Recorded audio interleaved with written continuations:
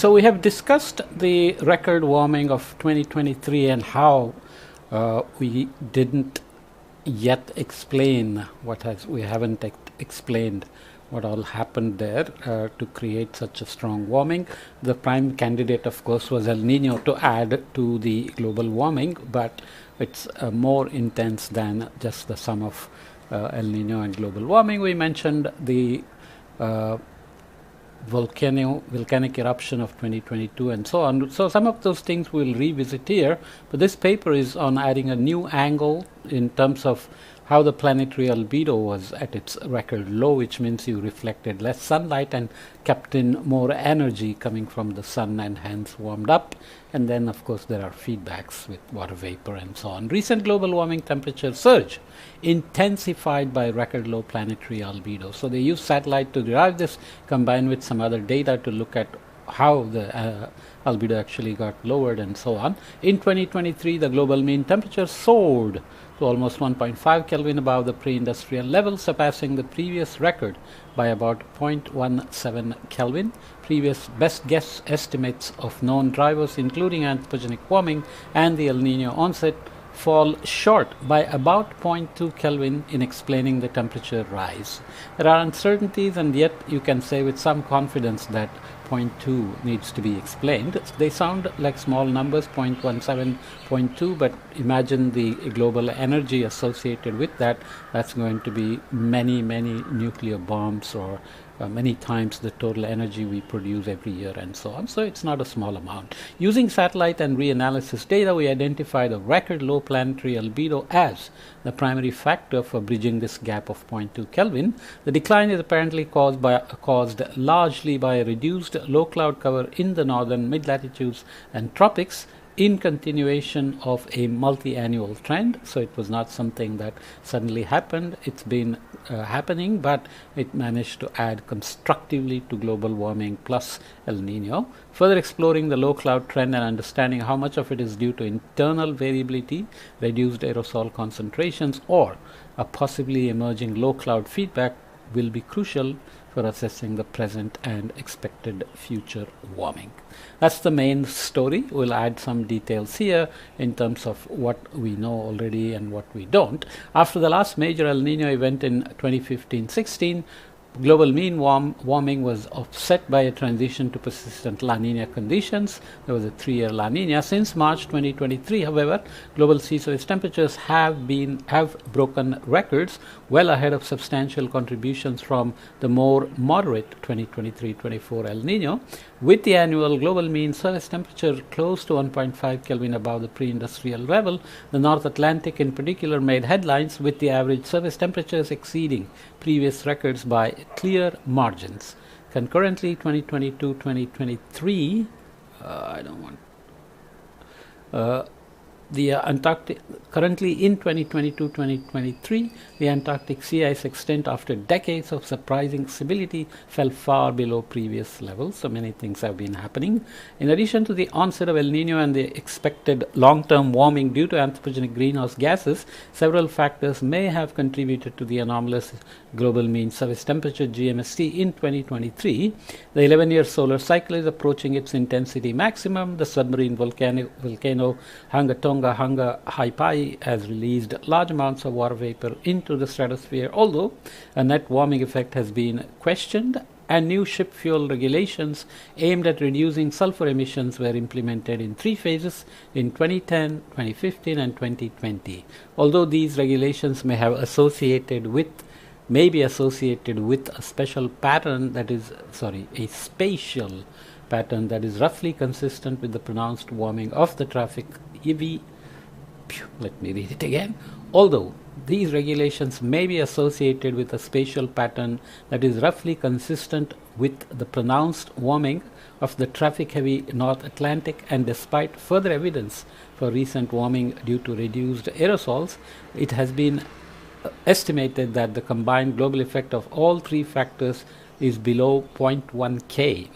Okay, so you have to explain the observed warming.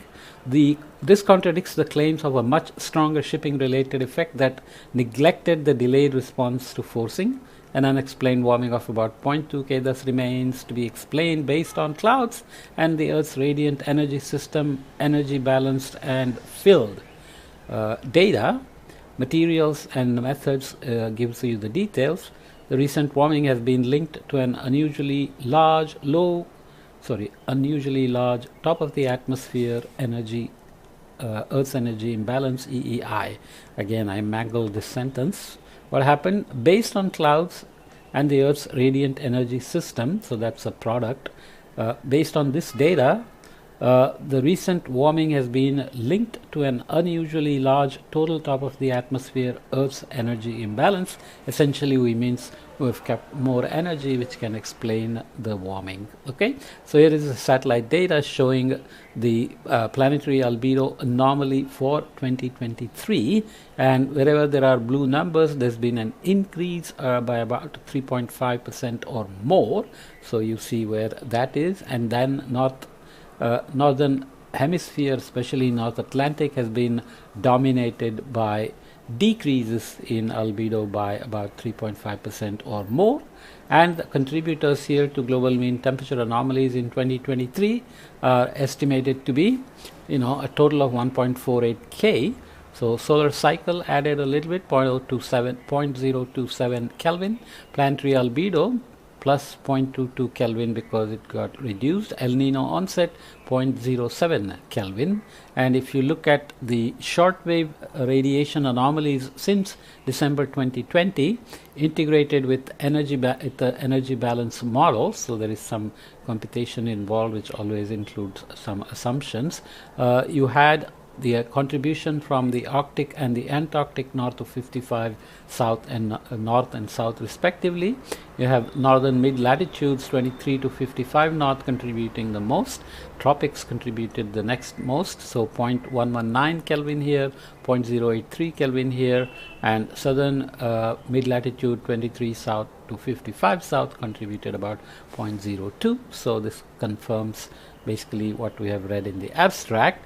If you want to look at the trends in surface temperature, Earth's energy imbalance, absorbed solar radiation and other things here, total cloud cover fraction, low cloud cover fraction, planetary albedo, top of the atmosphere, solar radiation and so on, the main message is that the error analysis has some discrepancies, but nonetheless we use it basically because we don't have the cloud information from satellites. So you look at albedo changes and then you look at low cloud cover fraction from ERA for 2013 to 2022.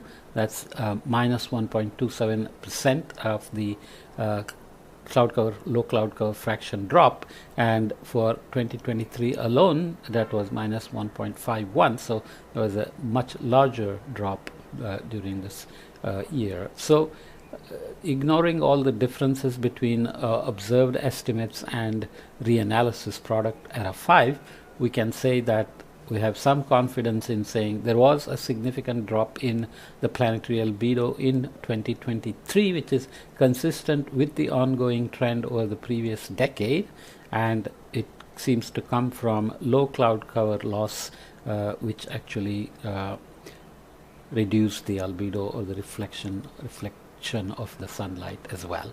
Here are some details on how global mean anomalies of key parameters related to Earth's temperature, energy budget and clouds worked.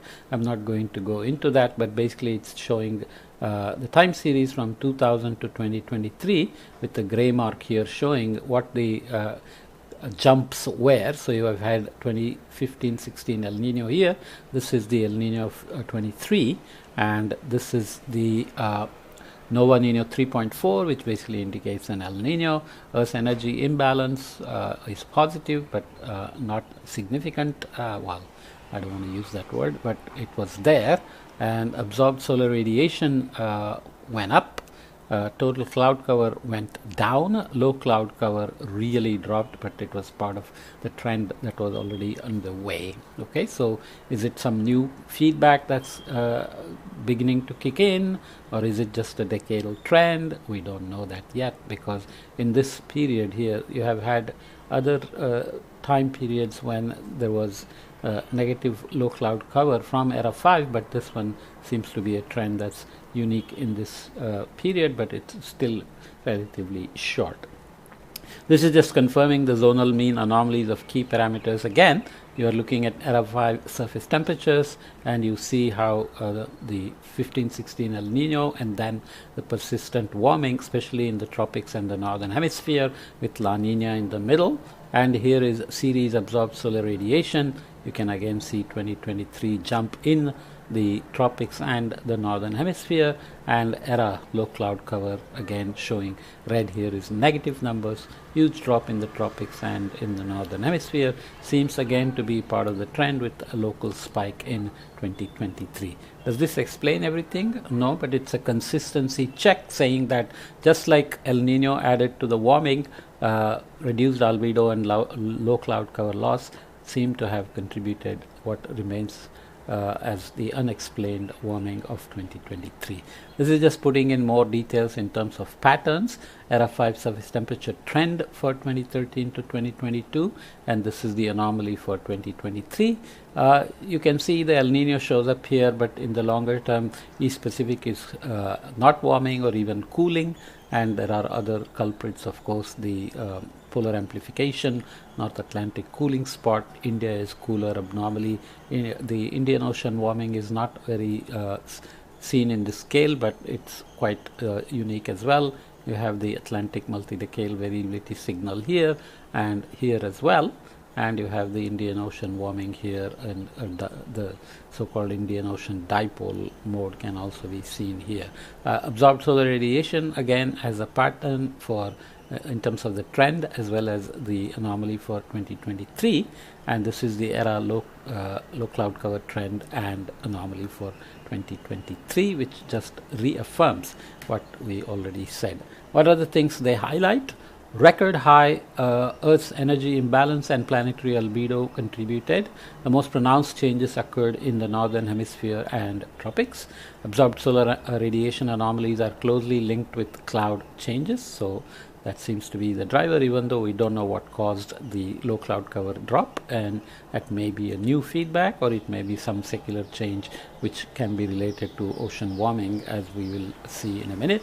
Cloud anomalies are mainly due to reduced low level clouds.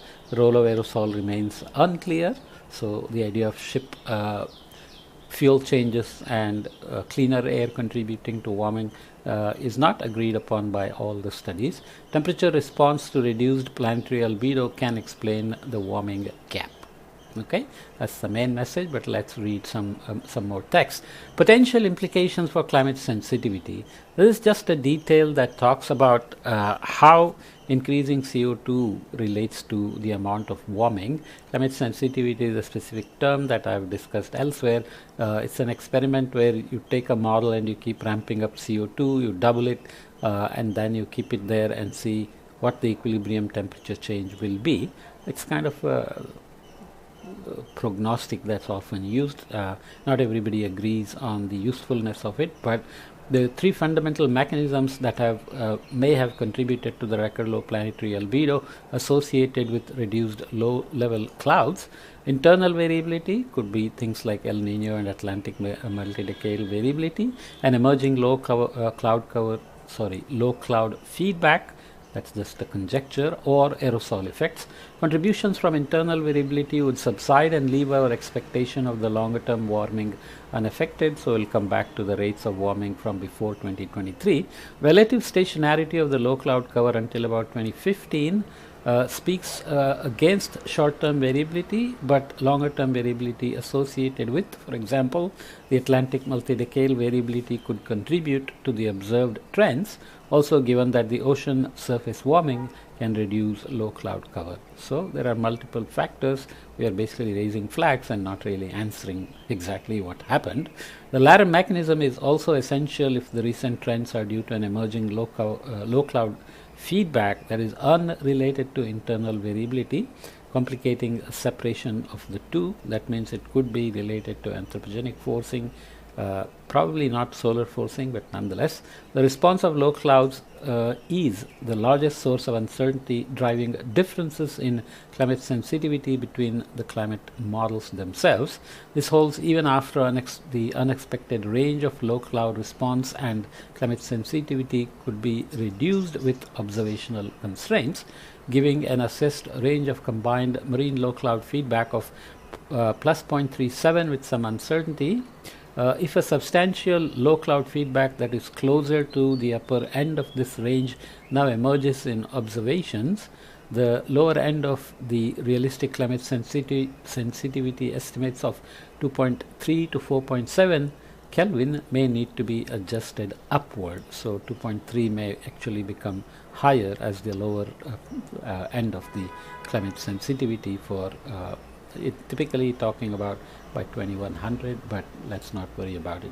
The average combined shortwave forcing by aerosols in CMIP6 models was minus 1.26 watts per meter squared. The near complete loss of anthropogenic aerosols would thus be required to match the absorbed solar energy anomaly in 2023, suggesting either an underestimated aerosol effect in models or strong contributions from internal variability or low cloud feedback. Even though the negative correlation between the aerosol effect and climate sensitivity found in CMIP3 was weaker in later CMIPs,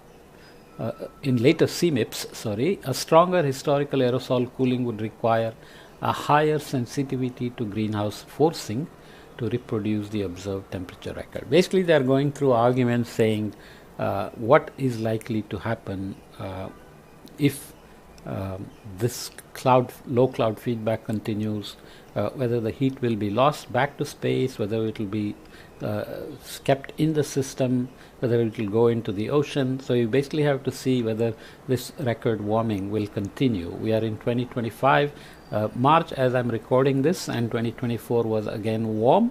2025 has remained warm so far into March, so we have to really see where this is all going. If the cloud related albedo decline was not largely caused by internal variability, the 2023 extra heat may be here to stay, and the Earth's climate sensitivity may be closer to the upper range of present estimates. Okay, if everything is happening without any external forcing changes, then somehow our climate is more sensitive than we thought, so it has produced this warming just by its climate response to anthropogenic perturbations. We may thus be closer to the temperature targets defined in the Paris Agreement than previously thought, with potentially strong implications for remaining carbon budgets. What does this mean? In Paris Agreement, we said we want to stay below 1.5 degrees C by 2100 or 2 degrees C by 2100. I won't go into the details. I've discussed elsewhere. So you want to see whether we are getting closer to these targets much more rapidly than we thought. And that also has implications for how much more carbon we can emit, because the warming rates are linearly proportional to the accumulated carbon since industrial revolution. Every year we are emitting a certain amount. So if you know the temperature target using the linear relation, you can try to estimate how much more carbon is remaining to be emitted before we hit that target.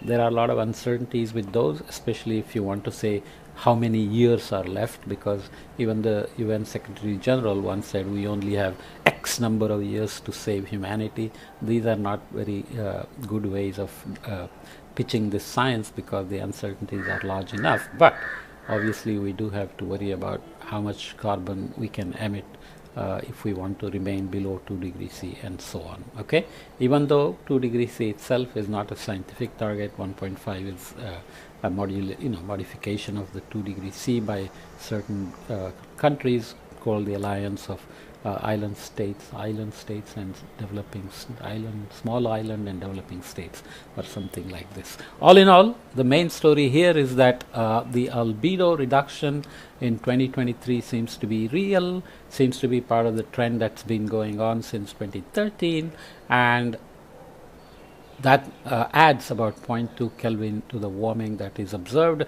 which which helps to close the gap between observed warming and global warming plus El Nino.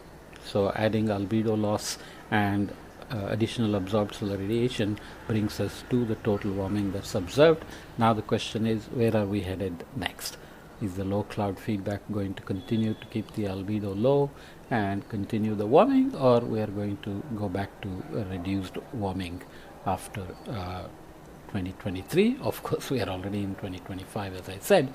There's still no indication that we are cooling, because the El Nino that was forecasted for 2024 never really materialized, and as of now, there's a strange pattern in the tropical Pacific that is not looking like an El Nino, and ocean heat uptake is inhibited, as you know, if there is no strong El Nino, so we may continue warming for a bit more. So we'll have to wait and watch.